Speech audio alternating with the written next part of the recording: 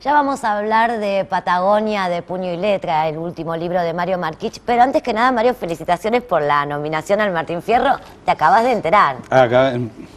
Sos la primera en saberlo. La primera en saberlo. En el camino, entonces... Nominado, según dice el teléfono, para el Martín Fierro de Cable. Sí, por interés. Por interés general, sí. Sí. ¿Cuántos años tiene en el camino? 15 años. 15 años. O sea, es un adolescente. Es un adolescente. Pero con muchas satisfacciones porque ganó 3 Martín Fierros ya, ¿no? O sea que este sería el cuarto. No, bueno. Bueno, acá tenemos suerte. Hay que ver. Ah, bueno. Sería el cuarto. Pero es la primicia, sí. Tenemos la primicia, pero hoy estamos reunidos por Patagonia de Puño y Letra, que yo te decía antes de empezar que en realidad es de Puño y Letra de los pioneros, sí, de los protagonistas y de Puño y Letra del autor.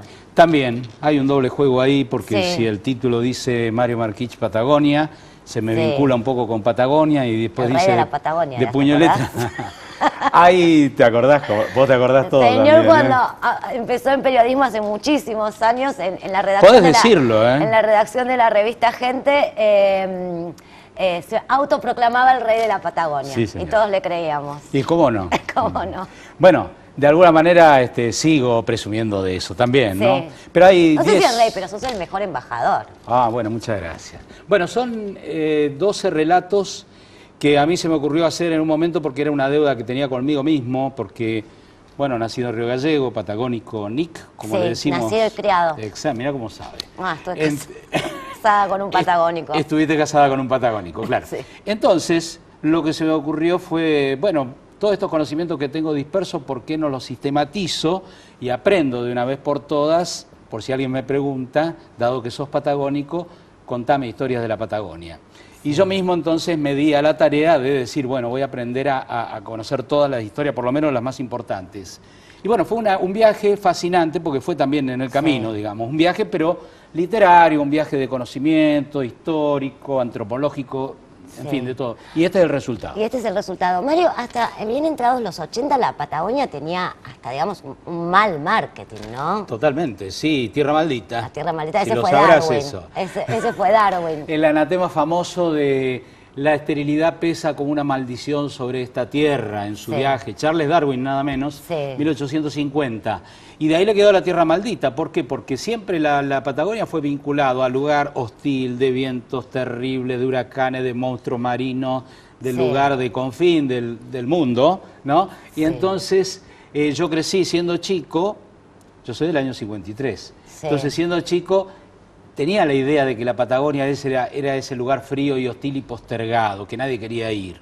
Entonces, después empezó de repente a crecer otra historia. Como una contrapropaganda. Claro, digamos. y empezó todo el mundo y venían turistas por todos lados. Digo, ¿qué está pasando acá? De ser el lugar del fin del mundo, pero mal. Precisamente por ser el fin del mundo, el lugar virgen y lleno de promesas, ¿no? Lleno de promesas y lleno, incontaminado, un lugar donde vos decís, se puede tomar agua fresca de los glaciares, se puede conocer historias fantásticas de los tipos pioneros que pasaron, porque la historia argentina se desarrolló primero, Sandra, en Patagonia. A través de los barcos, los primeros europeos llegaron a la Patagonia. Antes de que Pedro Mendoza llegara acá al Río de la Plata, a Buenos Aires, para iniciar lo que es hoy la Argentina, o Solís, en 1520, 20 años antes, llegaron a San Julián y a la Patagonia, Hernando de Magallanes dando la primera vuelta al mundo en su barquito de porquería, un barquito chiquito que tenía, y entonces ahí hacen la primera misa, tiene el primer muerto aborigen en el territorio argentino, el primer español muerto, y hay el primer juicio sumario, porque le cortó la cabeza a 2 o 3 que se habían soliviantado, digamos, durante ese invierno que pasaron en San Julián. Llegan los corsarios. Todos, los piratas. Sir Francis Drake, por ejemplo, da la segunda vuelta al mundo alrededor del planeta, también hace invierno como Darwin en la Patagonia, también, perdón, el primero que estaba hablando era Magallanes, no Darwin. Y también a Justicia en el mismo lugar, vas ahí, lo ves, está el islote Justicia en el medio del río. En fin, también está Saint-Exupéry. Saint-Exupéry, que decía que la ruta aérea del sur era la más difícil del Claro, del mundo. el país donde vuelan las piedras, porque viste, te agarran esos vientos patagónicos Sí. que vos conocés. A mí me gusta, sí, que decían que la gente se volvía loca. Que uno se puede volver loco, Se dice, puede y volver tenés que loco. caminar un poquito así como inclinado, viste, por el viento, ¿no? Es verdad. Mario, y la Pero yo pionera... adoro la a mí- Patagonia, a es mí- obvio que hablo con amor de la obvio. Patagonia. La historia de la pionera, Ella Hoffman de Brunswick. Sí. Sí, que fantástica le escribe, historia, ¿no? Claro, ¿y cómo encontrás las cartas que ella le va escribiendo a la madre? No, bueno, porque ella sacó un libro de pionera en su momento, que naturalmente es un libro fantástico, muy lindo, que aparentemente no ha tenido la repercusión que yo esperaba que hubiera tenido. Sí. Porque verdaderamente son cartas que ella durante toda su vida le manda a la madre, que sigue viviendo en Alemania. Sí. Después ella con sus hijos se van a Alemania y todos terminan volviendo a la Argentina. Bueno, sí. La Patagonia ejerce sobre la gente un raro sentimiento que parece al principio de Que los rechazo. expulsa y los los expulsa, atrae. pero los atrae al mismo tiempo. Y después en la pelea terminan siendo como algo enfermizo o como una obsesión. Es el caso, por ejemplo, de gente que están en ese libro, pioneros o exploradores. El rey de la Patagonia es uno de ellos, volvió 5 veces a reclamar Sí. supuestamente sus derechos sobre la Patagonia. El tehuelche blanco... Es Muster. Muster hizo un viaje de 3.000 kilómetros por el medio de la provincia de Santa Cruz, Chubut, Río Negro y Neuquén, por el medio. No había nada. Si no había nada en la costa, no había nada en la cordillera, él va por el medio, con los indios tehuelches. Sí. Y sobrevivió, incluso la quisieron casar con una de las indias tehuelches. Y él hizo de correo para comunicarse con los blancos, porque en esa época estaba en Carmen de Patagones, que era el lugar más digamos, donde estaban los indios, podían llegar para vincularse con las autoridades de Buenos Aires y le daban raciones a los indios para mantenerlos como quietitos, digamos. Sí, Le daban ahora él se caballos. vestía y Todo convivía como, como todo un tehuelche. como un tehuelche, y aparte hizo de correo, te decía. Él era Sí. el encargado de los tratos con los blancos, con el gobierno nacional. Sí. Está Eso la historia de otra mujer también, de Florence Dixie.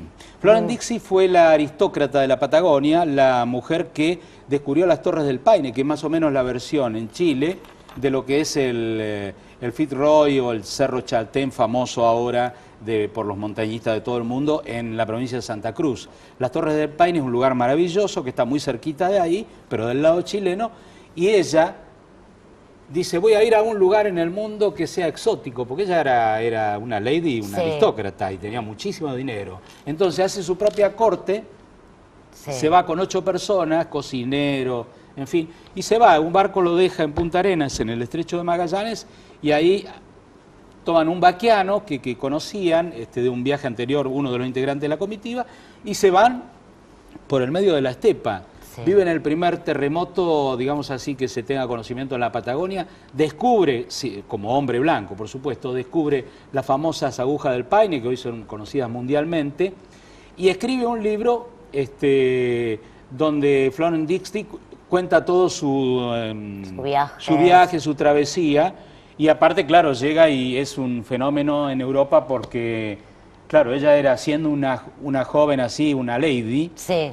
había ido al lugar más remoto de la del planeta. Tierra. No se le había ocurrido algo más Exótico. alocado y exótico como para poder contarle a, Sí. no sé, a la alta sociedad de... A las amistades. A Exactamente. mí me encantó igual la historia de Berta, que es la que viaja como niñera con Ella, que a los Hoffman 3 de días Brunswick. la deja, se va a San Julián y es Termina la gran convertida meretriz de la San Julián. meretriz del prostíbulo de San Julián. Sí, baleada por el comisario del pueblo. Por el comisario del pueblo, de quien se convierte en amante, pero al sentirse que Celoso. estaba despechado, celoso, Sí. porque ella trabajaba, digamos, ¿no? Entonces era como tener un espíritu más libre. Sí. Pero parece que el hombre se enamoró en serio.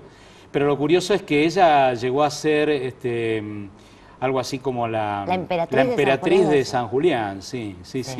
Está también en el otro libro de la Patagonia Rebelde de, ¿cómo se llama? El escritor anarquista Osvaldo Bayer, ¿no? Que dice, también desarrolla un poco el tema, porque esta mujer le pregunta, usted en Alemania, ¿no? Le dice Sí. a Bayer, le dice un día Ella Hoffman de Brunswick, le dice, ¿usted no conoció a Berta, sabe de la idea? Sí, terminó de meretriz en San Julián. San Julián. Bueno, muy famosa la historia de la meretriz. Ay, te juro que te seguiría Bueno, no es muy escuchando. famosa, pero sí, en la zona. En la zona sí. En la zona sí. Bueno, Esto es Sandra, historia novelada. Esto es nuestra historia, me encantó. Esto seguro que va a seguir. Y esos son 12 historias y yo tengo 36, tengo otras para 2 libros más. Ojalá que Sí. la editorial considere que se pueda ver una segunda y una Viene tercera. Viene bien, se está vendiendo según me han comentado. Y yo por sobre todas las cosas cumplí mi propio sueño de haberme puesto las pilas para tener un conocimiento bastante más acabado de mi propia región, ¿no? Del lugar de donde soy. Y yo contento y feliz. Muchísimas y muy agradecido gracias, porque me Mario. hayas invitado. Y nosotros agradecidos de que vengas y bueno, toda la suerte con el Martín Fierro también. Bueno, muchas gracias. Gracias por venir. Nosotros hacemos una pausa, director, y seguimos en Todo por Nada.